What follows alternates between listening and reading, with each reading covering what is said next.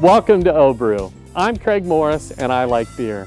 And in this series, we'll be in search of Ohio's finest beers. With Ohio ranking 4th in craft beer production and already close to 300 breweries and new ones popping up all the time, we have a lot of beer to drink. Today, we're at Paradigm Shift, located in downtown Massillon. The brewery is owned and operated by Michael Malinowski. Mike started out as a home brewer. After 10 years, people liked his award-winning beers so much that he decided to go at it full time and open Paradigm Shift in November of 2017. In this episode, we'll be talking with Mike about what you can expect when you come to the brewery. He'll talk to us about the brew house, how he got into brewing, then my favorite part, the tasting of the beers. And lastly, we'll get the input from some of the locals about Paradigm Shift.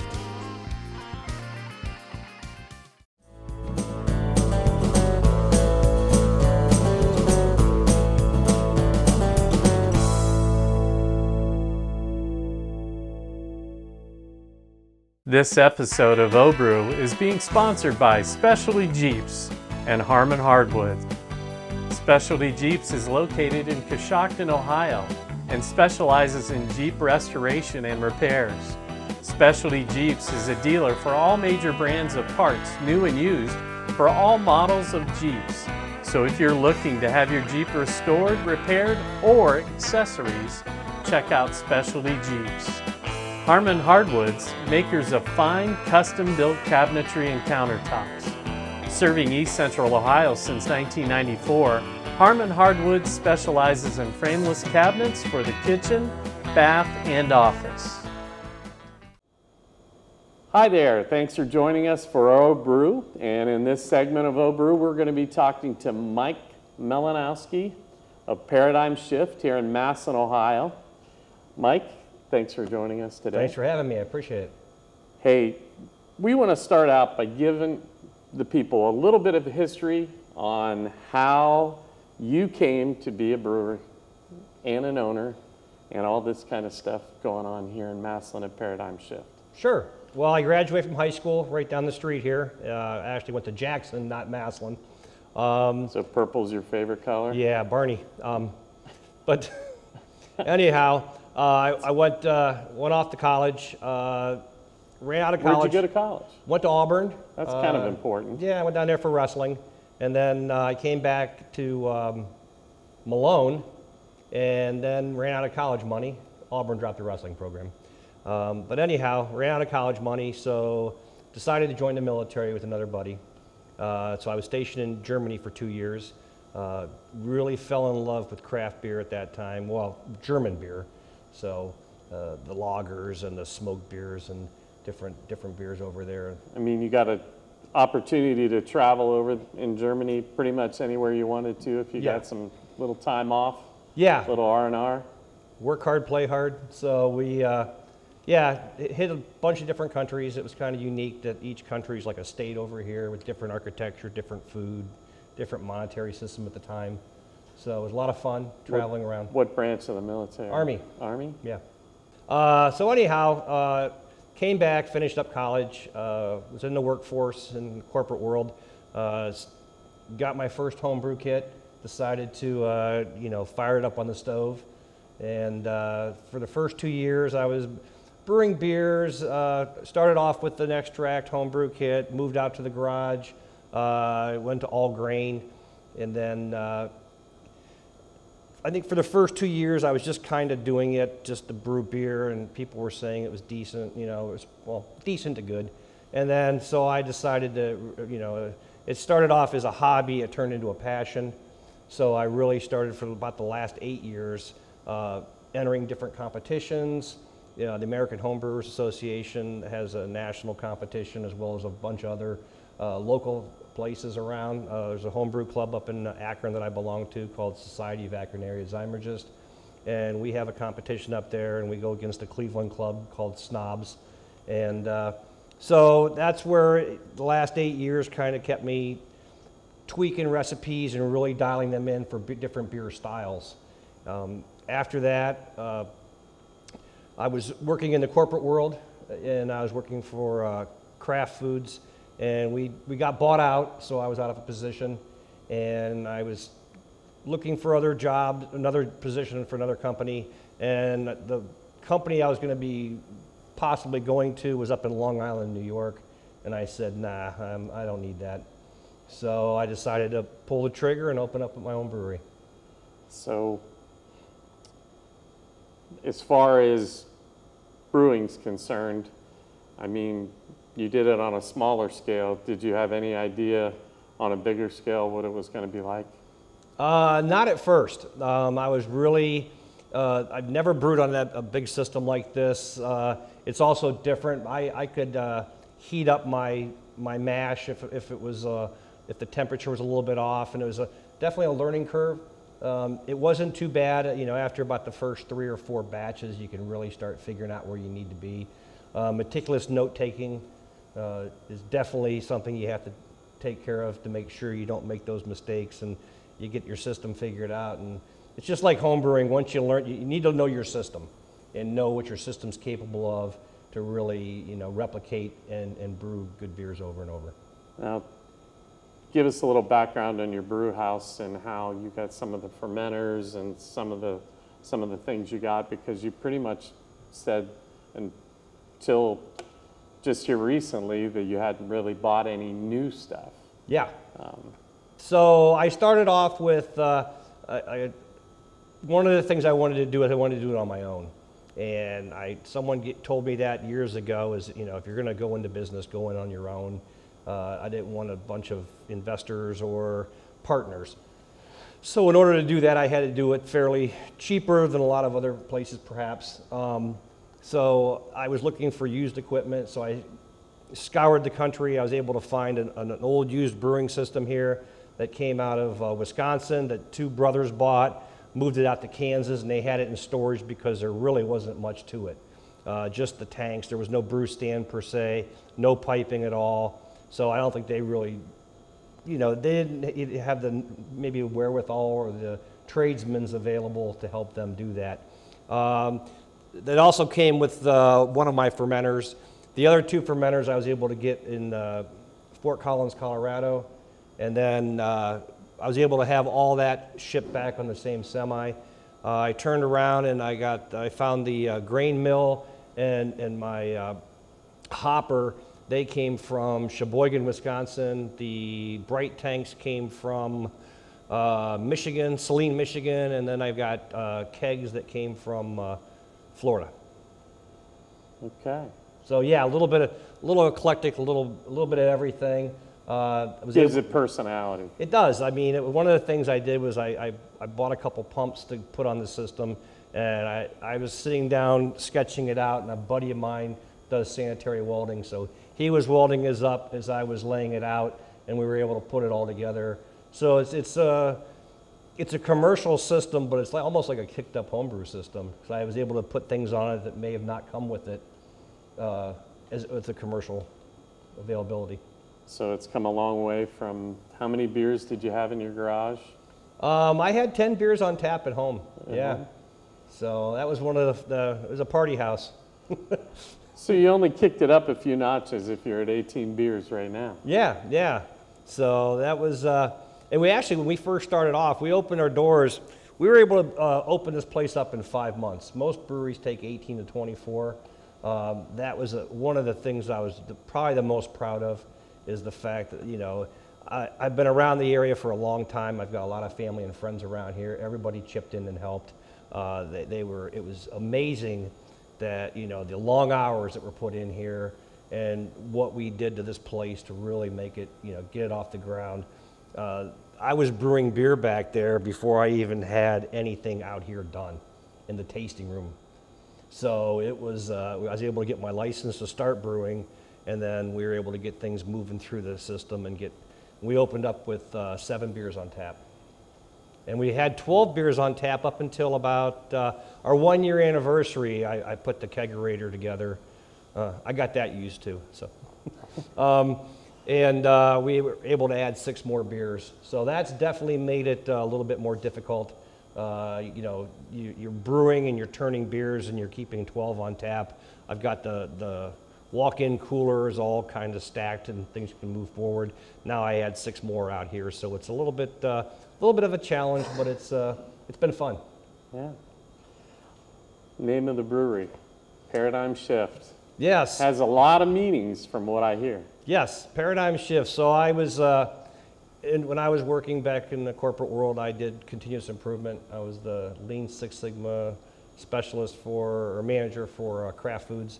So anyhow, what you're trying to do is you're trying to get people to, you're streamlining a process, you're trying to get them to think outside the box, to do things a little bit differently, to essentially make a paradigm shift. And that's what I'm trying to do, the same thing in the beer world now, is to get them to make a paradigm shift away from Bud, Miller, and Coors to craft beer, not just mine, but any craft beer. I think once you get people on board, they start seeing the taste difference and the different flavors that are out there, and everybody around does something a little bit differently, and it's just so unique. Going to different breweries and trying different people's beers that they're offering right now, and that's one of our slogans we have is make the shift to craft beer. And the social aspect that goes along with that. I mean, your wife knows where you're at most of the time. You're always here. Yes. And, yes. People come in, do a little bit of tasting, sampling, and then take a growler home. Yeah. That type of thing. You guys offer that? Yes, we are. Right now, we have growler sales in here. We also do tasters. We have flight boards. We also have pints. The higher alcohol beers we'll serve in a 10-ounce snifter. We also distribute locally, and we only do kegs right now. So we've got keg sales are mostly local, Stark County. We do some, down in T County, and some in Summit.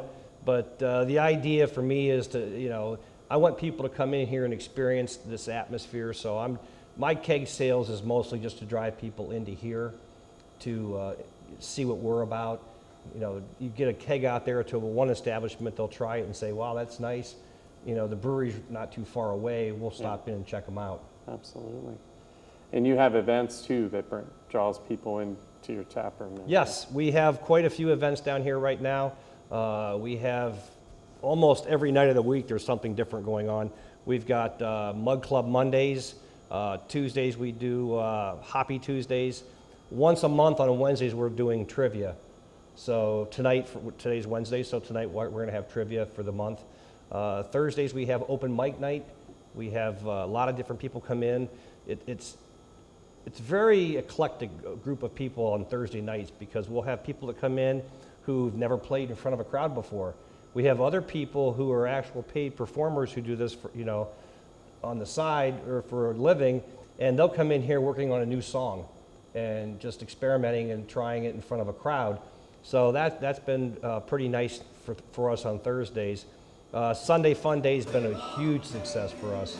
We've been able to get, every Sunday from 4 to 7 we have a live band in here. The whole idea is we're trying to get people in here. We're very family oriented. So last Sunday was Cinco de Mayo. We had piñatas up there. We had kids in here with we blindfolded them. They were beating on the piñatas, and we had candy in it for them and stuff. So. And you also have a really nice patio out front. Yeah, we've got 6 picnic tables out there that seat 8 people, so we can get about 48 people out there. It's dog friendly, so we're definitely let pets in out there. We've got some shade for the umbrellas when the sun's shining, so which is not a lot in Ohio, but it does happen on occasion. A lot of social media. Are you on a lot of social media? Yes, we do. Facebook is primarily what we're doing.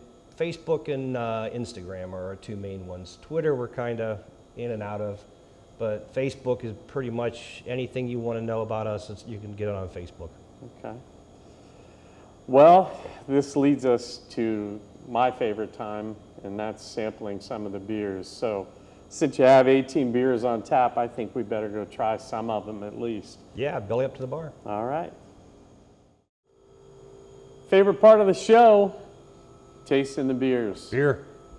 18 on tap. We were going to sample a little bit of them. We don't have to sample them all. Besides, they can come here and find out themselves. This is true.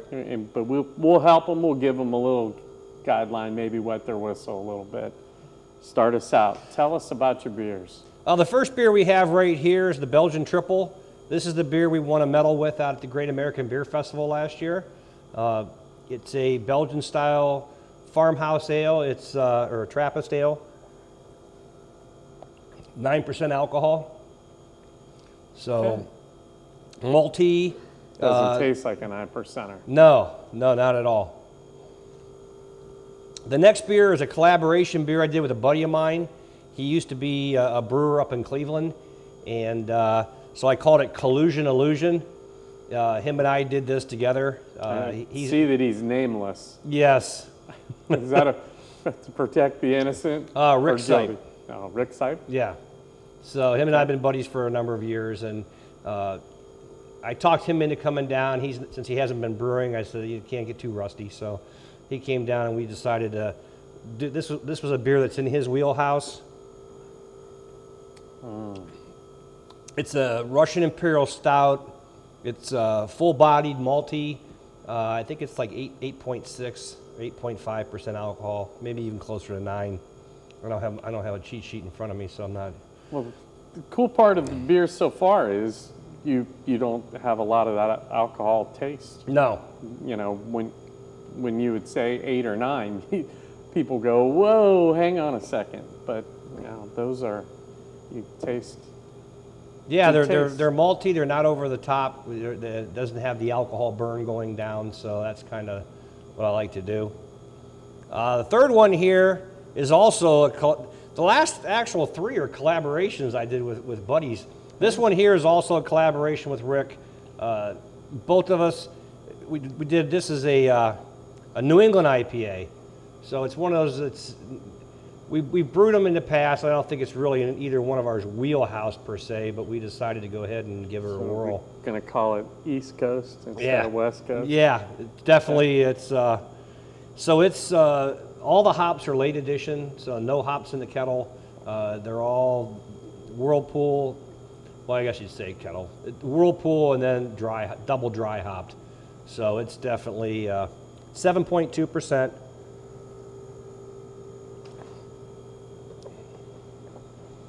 And then lastly, we have this is a collaboration that Marty down at Millersburg and I did together. It's a kettle sour. It's a Goza style. It's a lemon tart. We were out in Great American Beer Festival last year, and a bunch of us were all hanging around together, going to different breweries up in Fort Collins and Greeley and Loveland and different places.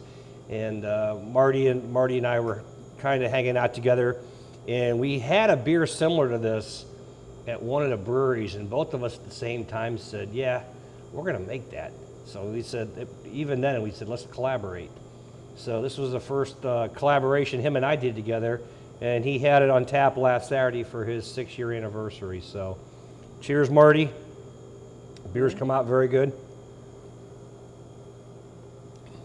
Yes, it did. And that's 8.5% alcohol. That one right there is sneaky, because it tastes like lemonade. It does. It's got that sweet tart lemon flavor to it. When we were sitting there doing the other segment, noticed a lot of big kegs. Barrels. Kegs, yes. Barrels. I would consider that a keg. Just tap the top of that and let's go at it. But yeah, so tell us a little bit about that. Well, I've got 16 barrels right now. I decided to start a barrel program about a year ago. So the ones, I've got 4 barrels there that have Russian Imperial Stout, 11%, that are in 4 Roses barrels. I have 4 more there that are 11% Russian Imperial Stout. I have in Heaven Hill bourbon barrels that left Heaven Hill. They went to a maple farm and they filled them full of maple syrup. So they're going to have that maple bourbony flavor to it when I pull them out here. So you're going to do a maple beer? Yes. So I've got 2 more bourbon barrels that I have Christmas ale in, and then I've got 2 white wine barrels, Chardonnay barrels, that I actually have our Belgian triple in. So it's going to, that oaky flavor is what you're looking for in that beer? And then in the back, I still have 4 more. I did a English barley wine. I put on 2 of those I've got with bourbon barrels, and then I've got rum barrels that I put an Imperial Blonde into. So the idea behind that is we'll get that with that nice rum flavor, and then I'm going to add some pineapple and coconut to it and have it taste like a pina colada. Nice. Yeah, so. Very nice. Yeah, so. So you got some good things cooking here at Paradigm Shift. Yeah. All right. Yeah, I can't complain. Food. Let's talk about it just a little bit. What do you got coming? Yeah, one of the things, we really wanted to, we need to have a kitchen in here to upgrade our liquor license. But, one of the things also is a lot of our beers are a little bit higher percentage than most. So we want to make sure that people who come here are also safe. So we want to make sure we have food for them. We've been letting people bring food in from day one. So we're still going to allow that. I mean, we're not going to, we can't hit every dietary restriction if someone's gluten-free, for instance. So what we have right now is we have approximately 10 items in our kitchen. We have 4 appetizers, which are kettle-cooked chips with different toppings on them. There's a hummus dip with naan bread, and we also have the soft pretzel sticks. You dip in the hot beer mustard or beer cheese. And then we also have a stone ground beer mustard as well. And then we also have 2 sandwiches. And we're really pushing is the flatbreads, specialty flatbreads. So one of the things I've done some cooking at home over the last few years, and so she let you back in the kitchen. Huh? Yeah. So I can, but I like to experiment a little bit. So I started, I'm Polish, so let's make some pierogi pizza. So you throw down the mashed potato on top of a flatbread, some caramelized onions, a little cheddar, and dollops of sour cream, and so boom, we got our pierogi pizza here. We've also a Greek flatbread's another nice one with hummus on it, and so we got a margarita. So we're going to be adding more stuff as we go, but that's kind of our staple. We've only been open for I think 4 weeks now. So as we get things under control, we've got a great kitchen manager, so she wants to add some things as well. So we're going to start with those, make sure we get everything dialed in. We also have weekly specials. So we had tacos and taco pizza and everything for Cinco de Mayo. So we'll carry that over till we run out of ingredients, and then we'll pick up something else. So yeah, it's been a lot of fun. All right. Well, not only do you have awesome beers, I'm sure we're going to try some of the foods. We're going to talk to some of the patrons here in a little bit, so and get their opinion. So we awesome. thank you once again for sharing your beers with us. No problem. Thank you for coming out. All right, it's time to talk to the patrons here at Paradigm Shift, and joining me this time is Rory. Roy. Rory? Rory. Yeah. Rory. Yeah. Drink a couple beers here at Paradigm Shift and try to say it correctly. Not possible. What kind of beer are you drinking? I'm drinking an IPA, your Wonderwall. Wonderwall. Yes. And ma'am, what are you drinking? I'm drinking the Neighbor Girl. And what do you think? I like it. It's good. It's good. It's smooth. It's not too bitter. You guys big craft beer fans? We are. And you've traveled all over Ohio? We have. A little bit? Yeah, a little bit. Yes. We're here, Cleveland. And we just went to one in D.C. 2 weekends ago. Yes. Last week, yeah. And they were appliance shopping. They've got their priorities straight. Appliance shop, take care of the business, and then come and enjoy a craft brew here at Paradigm Shift. Talking to some more patrons here at Paradigm Shift, and this time joining me is Joshua Cheney. Joshua Cheney and Lauren. And Josh, tell me what you're drinking. I'm also drinking the Wonderful, the American IPA. And you are? The Out of Town, the lemon tart. The lemon tart. And did you test each other's beers or not? We usually do, but he already had this. I actually had that Saturday in Millersburg at their anniversary. Mike and Marty did a collaboration on that. I Yeah. think it's fantastic. It is. Good Huge deal. sour fan. It's really Absolutely. And how many craft breweries have you been to? good. Too many to count. So you're done counting? Yeah, we're done counting. We're done counting, and now it's just enjoying them. All right. Well, we love that you enjoy the beers here at Paradigm Shift. Absolutely. Thanks for talking to us today. No problem. We would like to thank Mike and everybody here at Paradigm Shift for their hospitality today. And remember, at OH-Brew, we are always in search of Ohio's finest beers.